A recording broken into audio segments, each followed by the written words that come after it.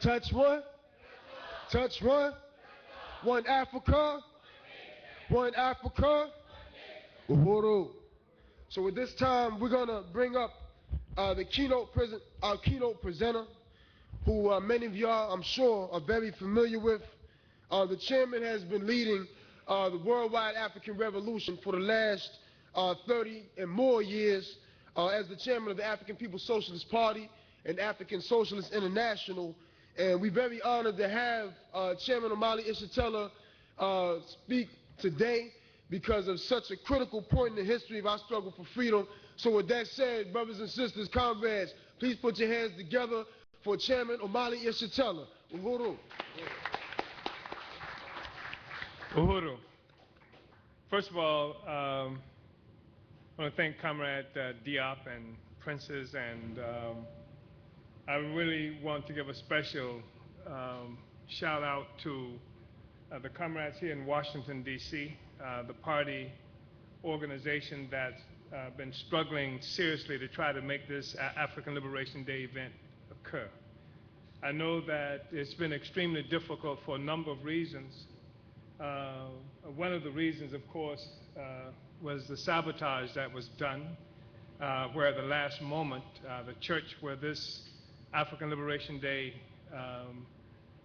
event was supposed to occur actually refused to allow us to have African Liberation Day there because they concluded that our politic was against the government and that we were talking about overthrowing the government, etc., stuff like that.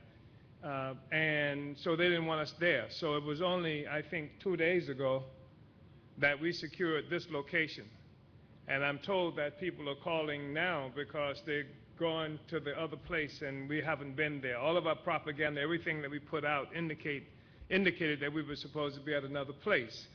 Just so happens that the pastor in the church where we were initially supposed to be is also married to a judge. And in fact, we're talking about taking them to court for what they did because a lot was lost. A lot was lost in this process, and a lot of money was wasted, putting out information about where we were going to be. A lot of people who would have been here by now are not here as a consequence of that. But I just still want to express my appreciation to the local Washington, D.C. organization, to all of you for the work that you've done to make this event happen, and also for the ones who head up this school for making it possible at the last moment for us to come and to do this event here on today. So I thank you very much for that. Uhuru.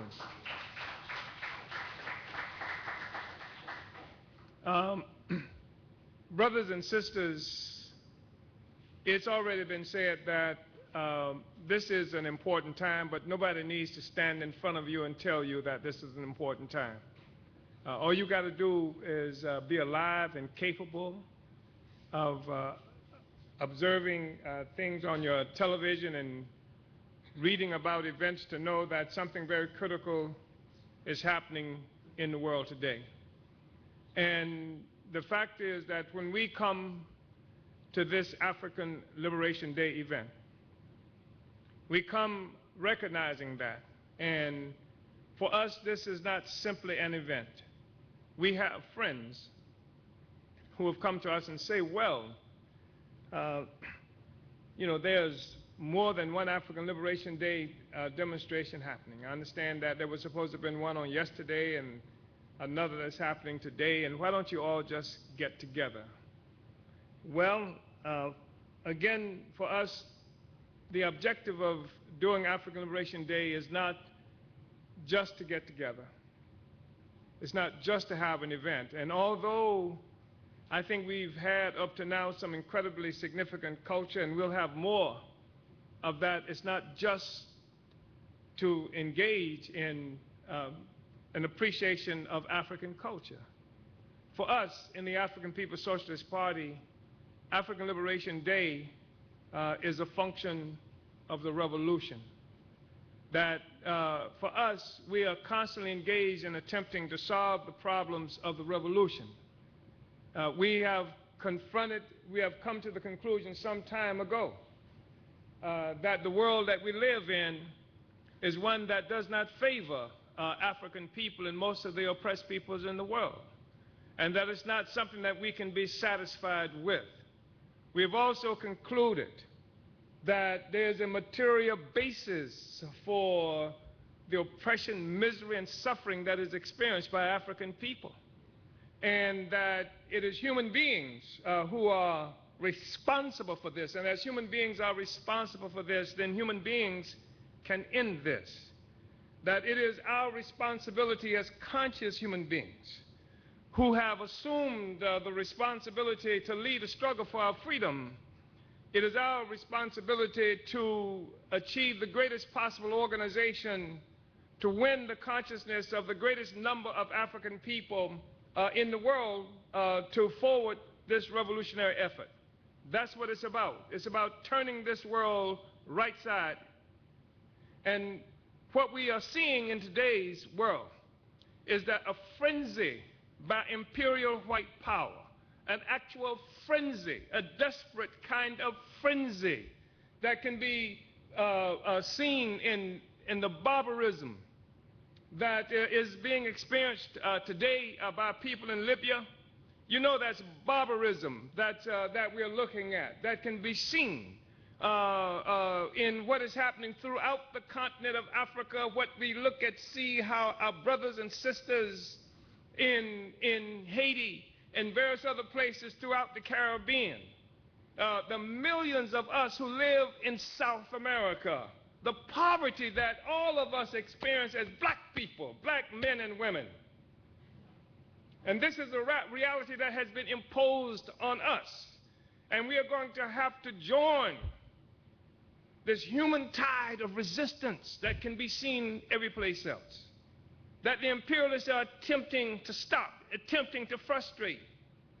And they're using every weapon in their arsenal to do that.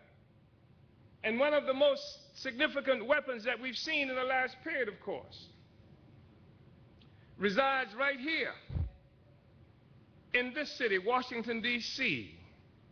It's extraordinary when your enemy can have you applauding your own oppression. When your enemy can have you applauding your own exploitation. When your enemy can get somebody who looks just like you, maybe eat the same diet that you eat, possibly. All over Africa, you've got pigs who represent imperialism that eat fufu just like you eat fufu. You know? And here in this country, of course, what we see in terms of one of the most efficient or most significant, I should say, weapons in the arsenal of white power is Barack Hussein Obama, who had us applauding, who had us teary-eyed, assuming that somehow the fact that he resided in the White House was evidence of some kind of progress for us and our people. And of course, we were absolutely deluded even before he was elected. It was extraordinary that we could have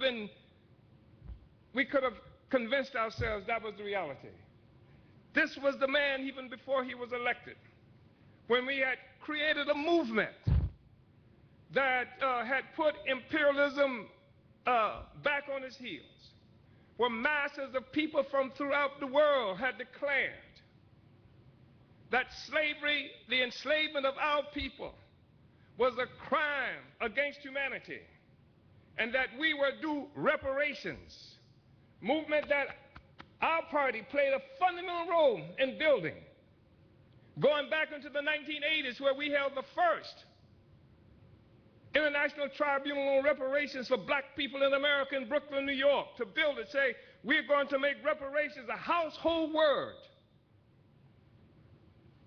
Because we lived during a time then, just as we do now, where African people have been convinced that it is we who are responsible for our own conditions in the world, where African people are constantly being convinced, told by white power, that things not only would be better for us, but would be better for the world, would be better for the white world, if we were not living off the welfare of white people. You've heard it before.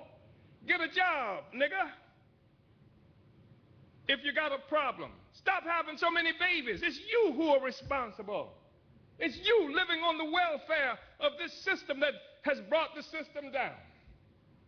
That's what we've been taught, not only here, but also on the continent of Africa. When the reality is, of course, that it has been for hundreds of years that white people, white power, the entire white world economy has lived off the welfare of black people, of African people, and the oppressed peoples around the world. So this demand for reparations was fundamental. A movement that had begun to grow so that even in Durban, the United Nations was entertaining the question of reparations. So that once, while it was we who were demanding reparations, was seen as some kind of weirdos. Now the United Nations gave its blessings to the question of reparations, and Negroes from all over the world came to Durban, South Africa, to demand reparations. We said this is an incredible moment in history, incredible movement that is pushing us forward. People came to the reparations issue from all kinds of angles. One group said, hey, if you get reparations, you can have your own Cadillac, get your teeth fixed, etc. While we understood that reparations was a function of the revolution. The objective for the reparations, of course, is not for our individual welfare, but the uplifting of our people. The redemption of Africa and African people worldwide. That's how we saw and do see the question of reparations. But it's a fundamental question. So even before Barack Hussein Obama was elected, I saw him televised presentation, not unlike the lying presentation that he just had the other day, where he, in the first so-called presidential campaign debate in Harlem, held it in Harlem, New York, all the white people and Barack Hussein Obama stood there. And some Africans sitting in the audience stood up and asked the candidates, what is your position on reparations? And it was Obama. It was Barack Hussein Obama who gave white people permission to be opposed to reparations. It was Obama who said that he was opposed to reparations for African people who suffered so much in this country and around the world. Wasn't Hillary Clinton, wasn't any of the other white candidates. It was that Negro, Barack Hussein Obama, who said it in Harlem, of all places in the world, to a black audience, that he was opposed to reparations. And if the Negro said that he was opposed to reparations, you can't call it racism, can you? You can't say it's the white people doing it, can you? But it gives every white person permission to be opposed to your right for returns of the resources that's been stolen from you and your ancestors. Reparations is an important demand, not for some quick get-rich scheme. Anybody who believes that white people are just going to turn over the resources just because you demand it, just because you win a court case, just because you make a good speech, anybody who believes that's out of his mind. The whole social system rests on stuff that they've stolen from black people here and around the world. They ain't gonna give it back. That's why they're bombing Libya today. That's why they're killing Iraqis today. That's why they're killing people in Afghanistan today. They are not giving anything back. But guess what? The people around the world are taking it back nevertheless. And we are going to have to take it back as well. We are going to have to take it back as well. So we're looking at what's happening in this. Yeah, I said it about Barack Hussein Obama. Stop living in this illusion. This Negro is worse than George Bush in terms of what he has been able to do against the peoples around the world and do it with impunity. This Negro expanded the war. You were opposed to the war when Bush was murdering people in Afghanistan and Iraq. This Negro came and murdered even more. This Negro expanded the war. This Negro expanded assassinations using drones. This Negro has not only expanded the war throughout the Middle East, but he's also set up military bases in Colombia to try to crush the revolutionary aspirations of the people in Colombia and to threaten the revolution that is existing in Venezuela. This Negro gave trillions of dollars of your money. How much money you got to give away? How much money you got to give away? This Negro gave away trillions of dollars to the banksters. George Bush couldn't have got away with it. If Bush had done it, you'd have been up in arms. The white liberals would have been up in arms. But it's because he looks like you that white liberals let him get away with it, because it helps them too for him to be able to do that, because now they've done what they're supposed to do for you because they voted for him, they say. And you let him get away with it because he looks like you, because he plays basketball, because you say you like Michelle's arms. How silly can you get? I heard a Negro leader say that in a speech. I heard a Negro leader, this man's supposed to be my leader, and he stands up and says, oh, I know Obama's messed up, but I just like Michelle's arms.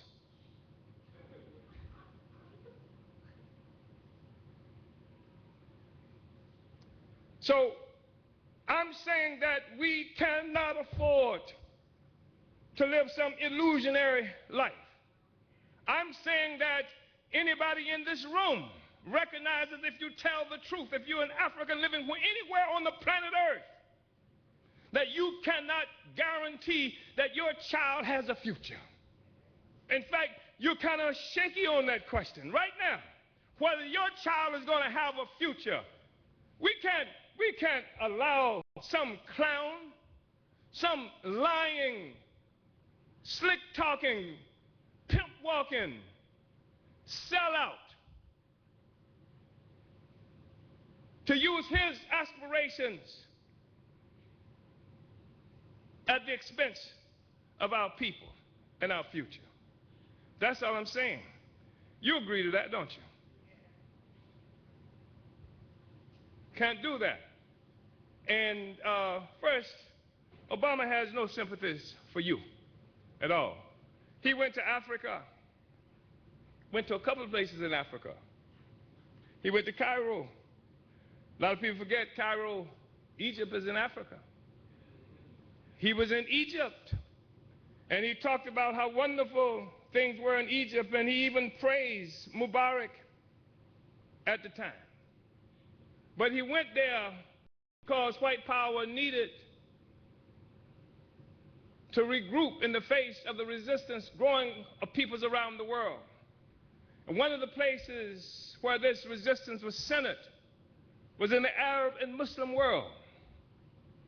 And George W. Bush had done more to organize the resistance than Che Guevara. People were so fed up and infuriated by Bush that people were looking for revolutionary alternatives all over the world. You were looking for revolutionary alternatives. You were wondering, where's the African People's Socialist Party so I can join? You were starting to say Uhuru, etc. And so they sent Barack Hussein Obama in on us at the very time we were looking for revolution. And instead of finding the African People's Socialist Party, instead of finding the Uhuru movement, Barack Hussein Obama leads us right back into the safe embrace of the Democratic Party. The Democratic Party is not a revolutionary organization, never has been, never will be. And so that's where most of the people engage in their political life. When they engage in political life in our communities are in the Democratic Party. And then they sent this man throughout the world. And he ends up in Cairo, the place where so many Africans who are tied to Islam, one of the places located. And when he got there, he stood before masses of people in Cairo and he said, Assalamu alaikum.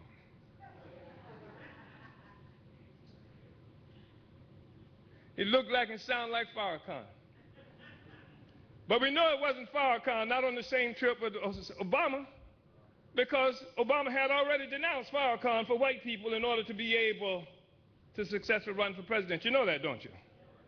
So he is there now to try and recapture, try to seduce the oppressed and exploited peoples around the world, try to bring them back into the embrace of imperialism. He stood up in Ghana. You know about Ghana, don't you? Ghana, for many African people at a certain time, was seen as representing the future for united African people around the world. And Obama went to Ghana. And he stood in Ghana and he criticized Africa and African leaders and African people. And he said that the reason Africa, he said, you can't blame colonialism anymore for the conditions of African people. Obama said that. He said that you got to end. You've got to have more transparency. Get rid of corruption. We agree that there has to be transparency all over Africa. I'd like to see some in Washington, D.C., too. We agree that corruption is bad in Africa. But the difference between us and Obama is this, that we recognize that the reason that there is no transparency in Africa today, even as we stand here, that there is corruption in Africa is because every time Africa has produced leaders that would stand up and change the situation, the United States government itself has intervened. It was the United States government that murdered Patrice Lumumba. They chased him down along with Belgian and French intelligence, and they murdered him because he wanted a free Congo that was tied to a free and united Africa. It was the United States government that overthrew Kwame Nkrumah. If Obama were truthful, if he were honest, what he would have done and what he would do even today is open up the archives of the CIA and expose the crimes that America has been responsible for against Africa and African people worldwide. But he won't do that. He stands and he lies. In Africa, he tells a lie about what is the problem in Africa. You see, he is one of those persons who will use facts to hide the truth. You know you can do that, don't you? You can use a fact to hide the truth. You can see a Ku Klux Klan person helping a little old black lady across the street and say, look at what the Klan is doing. This is what the Klan is about. He used the fact to hide the truth. Because a Klansman helping that little old African woman across the street is not the truth about what the Klan is. And Obama did that with Africa when he talks about corruption. He didn't tell us about Sankara, Thomas Sankara, great African leader murdered with the assistance of the United States government. He didn't tell us about the death of Malcolm X,